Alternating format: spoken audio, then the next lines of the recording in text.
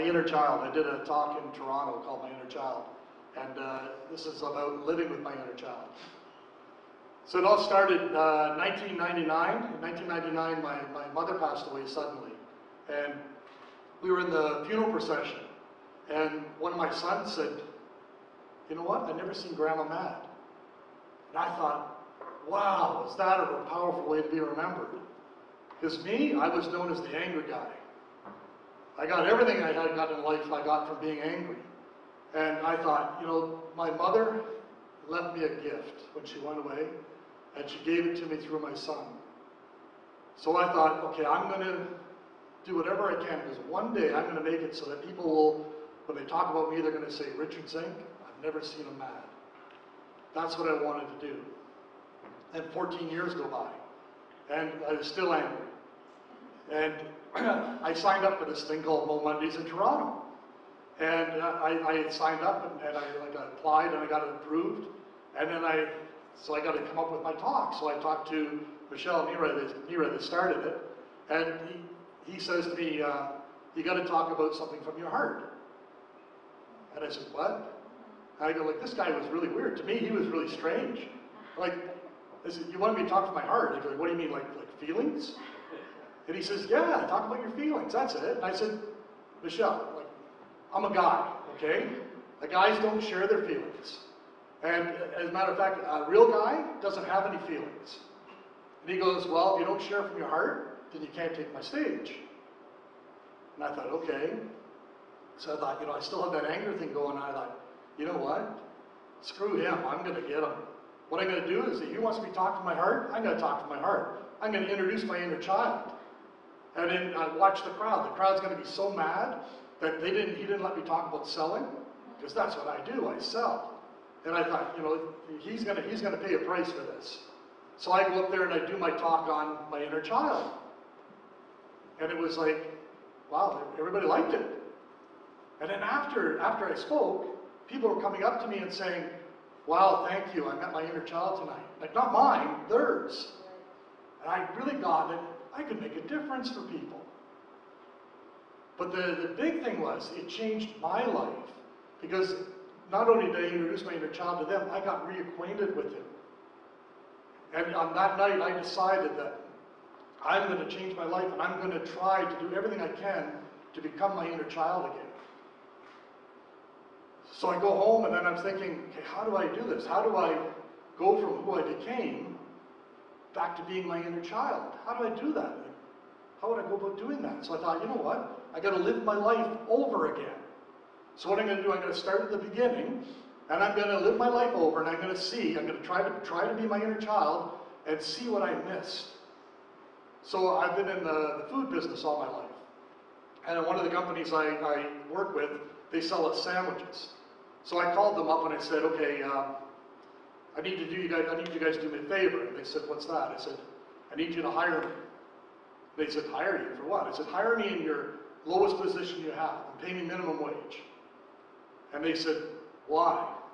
I said, because I'm living my life over again. I got to start over. And they go, what? I go, I'm living my life over again. Just trust me. Like, hire me, pay me minimum wage. Let me work for the lowest position you have. So they hired me. I go in the next morning, 5 o'clock in the morning, and I'm, you know, sweeping floors, picking up garbage, and bagging beef patties. See, because these guys, they sell a lot of sandwiches to coffee truck guys and vending machine operators, and they sell a lot of patties. But they come all loose, and they got to be put into bags. So I'm standing there in the morning, 5 o'clock in the morning, bagging beef patties. And in come the customers, the coffee truck drivers and the vending guys.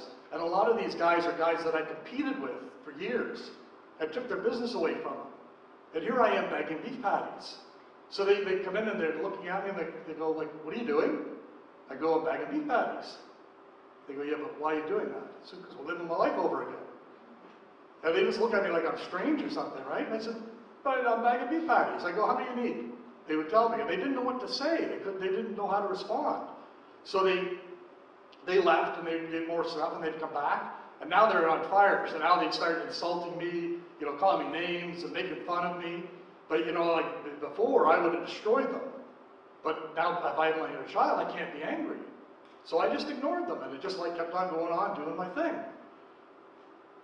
And then I noticed something else. So I'm standing there, the first day I'm standing there, like to dump all those guys, and then in come these little Italian ladies that make the sandwiches. And they would walk in and their head would be down and they wouldn't look at anybody. Nobody said anything to them. They didn't say anything to anybody. It's like they didn't exist. And I never noticed them before, ever. And I've been doing this for years and years and years. So I thought, oh, I know what I'm supposed to do. I'm supposed to make them exist. So the next morning they came in, and as they're coming in, like I'm standing there bagging beef patties, and I'd go, "Good morning, ladies." And they would look at me and say nothing. Like, again, like I had two heads or something, because nobody talks to them. So then they'd walk in, didn't say anything. Second day, same thing again. Third day, "Good morning, ladies." And they go, "Good morning, Richard." And they walk in. But a few more days go by, and every day they walked a little taller, and their voice was a little bit better. And then they would go, "Good morning, ladies." And they go, "Good morning, Richard." You know, so it was like, you know, I felt like I made their day. It felt like they wanted to come to work just to say good morning. You know, because they never had that all their life.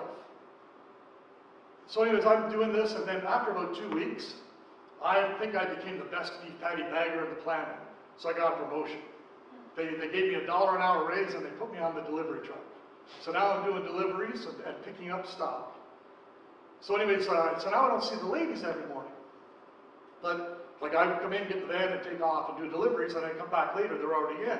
So when I came back to bring stuff back to them, I'd walk in the kitchen and I'd say, "Good morning, ladies," and they'd go, "Good morning, Richard," and they would go on. And then a couple more weeks goes by, and then something really weird happened. I got asked to speak at the University of Toronto to the entrepreneur class, and I don't know why I met this angel investor, and like within 5 minutes of talking to him, he gave me money for an idea I had, and now I'm out of there and I'm starting up this new business. And the business took off like gangbusters. And a whole new concept, that's a whole other story though. But anyways, so now I don't see the ladies at all. So about 6 months go by, and I was short on some food and I was in the area, so I went into the kitchen to pick up some extra sandwiches. And I walk in and I go into the kitchen, I go, "Good morning, ladies." And they look back, they go, "Good morning, Richard." And then one lady, she says, "Good morning, Smiley." And I looked at her and said, "Smiley? Why do you call me Smiley?" And she said, "Because we've never seen you mad." So it took a long time, but I got it. I got the gift that my mother wanted me to have. So I was born with my inner child, and something happened along the way, and I forgot about him. I left him, and I forgot all about him. But then once I rediscovered him again at MoMondays, I decided I was going to try to be him again. One day I forgot to try, and I just became him again. Thanks a lot.